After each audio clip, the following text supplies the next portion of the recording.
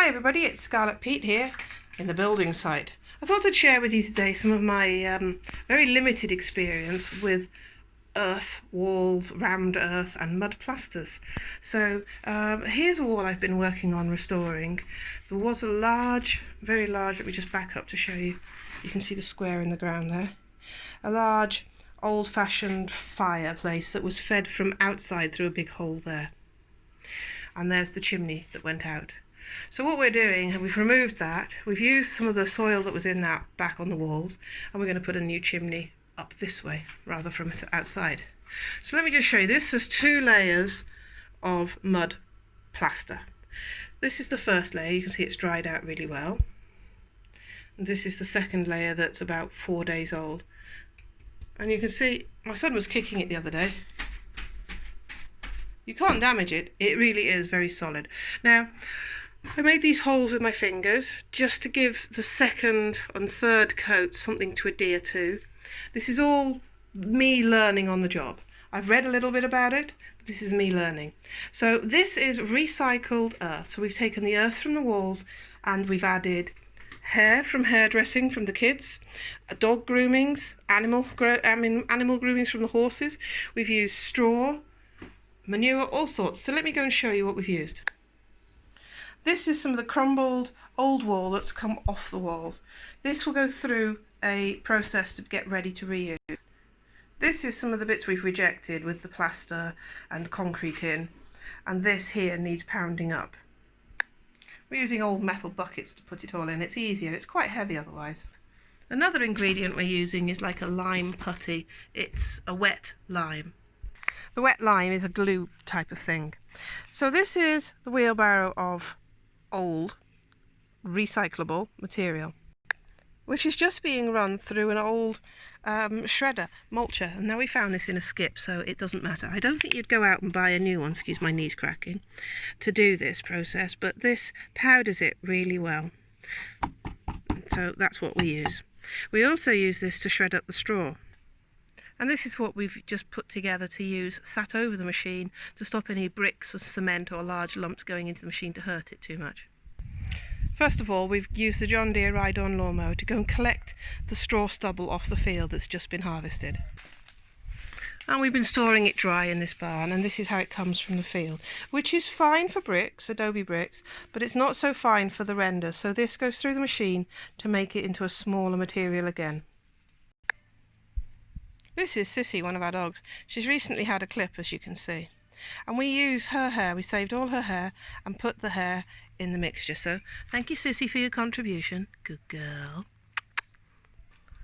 And even these two, their dog clippings and hair, some groomings go in it too, don't they? Do you not like the idea of it? Hey, are you swearing at me for using your hair? He's a good pup. Lisa! Woof. Now, dependent on the area you live in, you can also look to nature for fibres. These fibres aren't any good, but there are plants that produce seed heads like these have got seeds on, such as the milkweed. They have like a lovely long silky, it's almost like what you use in stuffing for fabrics when you're making cushions and things. So that can definitely be used in the mix.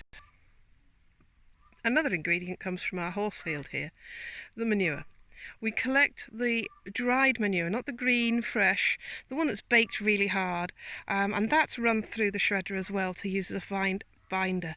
Because the horses, they chew up the field, it's a dry fibre, poop it out, and you get a really fine, high quality fibre that is good as a binder. I've also been told that the saliva and the enzymes from the horses and cattle's stomachs, that is also a really great glue substance for the walls.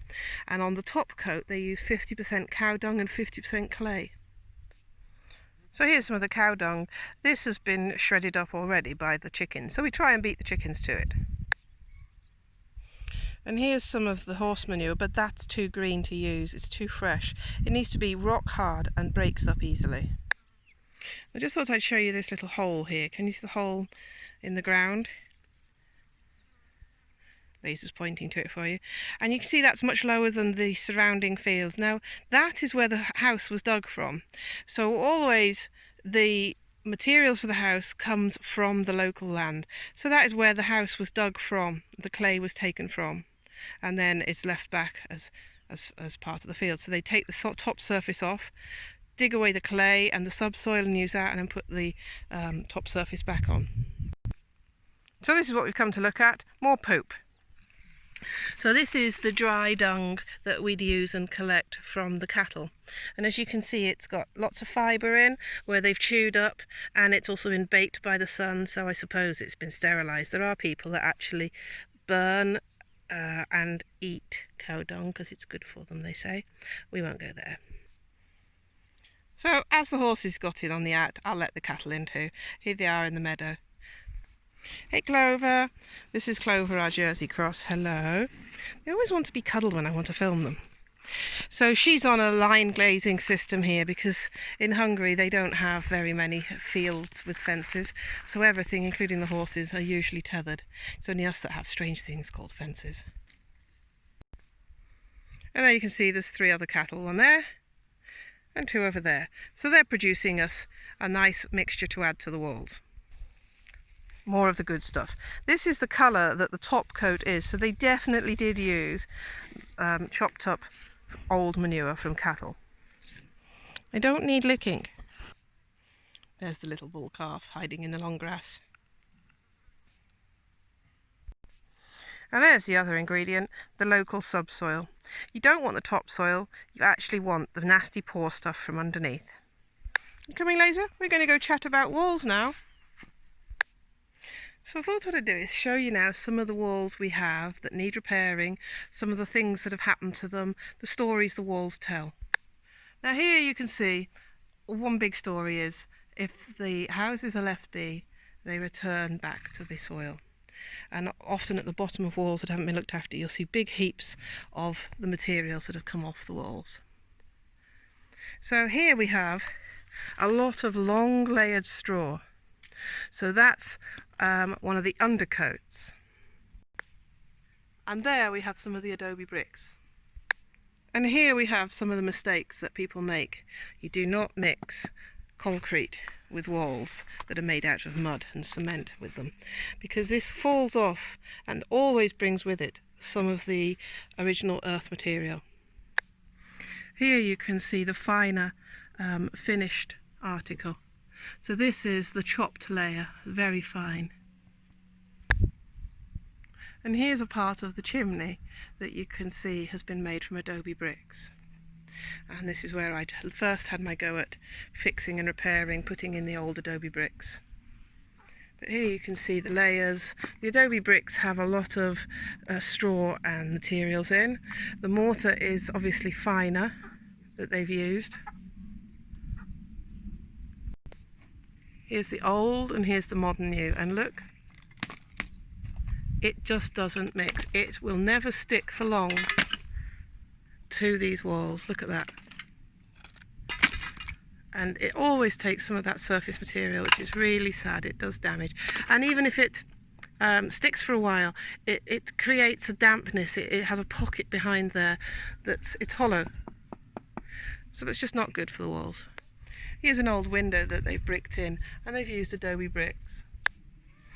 This part of the house here shows you how they've used reed as the corner point to shore up and probably work to. They've used wire to bunch it up, attach it in, and then they would have rendered up to it. Sadly here they've used cement again. And another section of large amount of cement that's pulling away and pulling the wall with it. Here's the original walls with the lime paint. The lime paint allows it to breathe and it ages better than that. I would imagine in the old days they probably every year did some repair work. They wouldn't allow it to get into this state. Another major mistake they've made here as well, when concrete and cement was easy to come by, they've put a solid unbreathable layer of cement and concrete. We started pulling them away from the bottoms of the walls because it attracts damp to the inside. We've also got to take away these trees because those are not good for the walls. But this is just not good. They need a good top hat and a good pair of boots, but this is breathable, and that is not breathable. And there's another section of wall for you to look at with the concrete damage.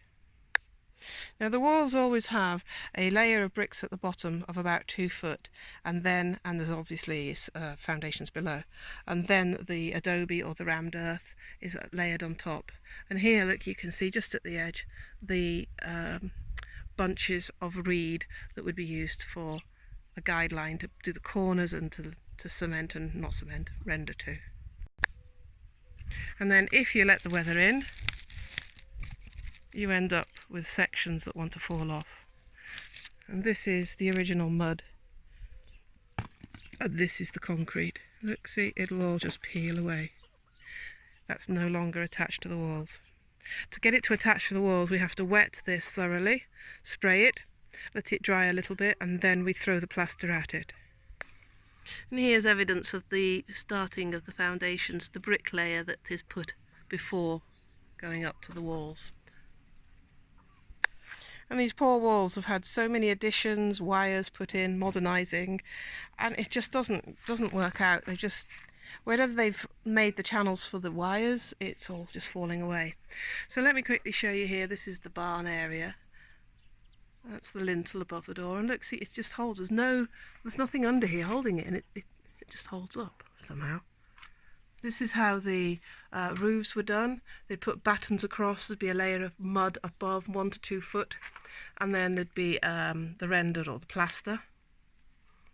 Here's the inside of the wall, and you can see clearly here the layers. This is where the old door was.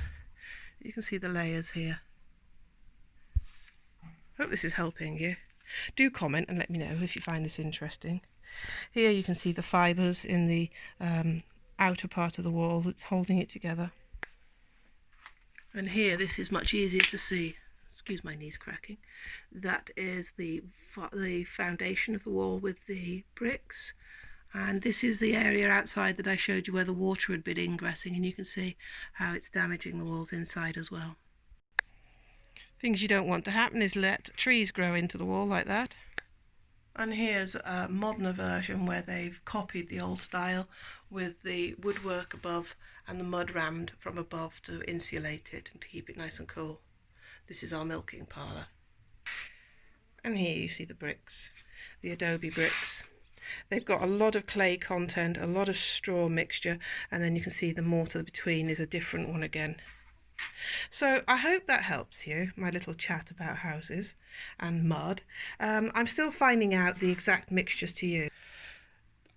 When I get it sorted, I will let you know. But what I'm doing at the moment, we've got so many old bits of house lying around that we're just taking off the render, putting that to one side, taking off the bricks, putting those to a side, and breaking up and reusing and recycling these old materials.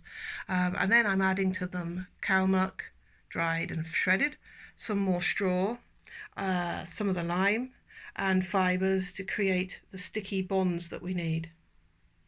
So thanks so much for watching. If there's any questions, please ask below. I'm learning this process with you, so I'll share it as I go so you can see how we renovate an old rammed earth adobe brick and mud rendered house. Bye everyone, like, share and subscribe. See you soon.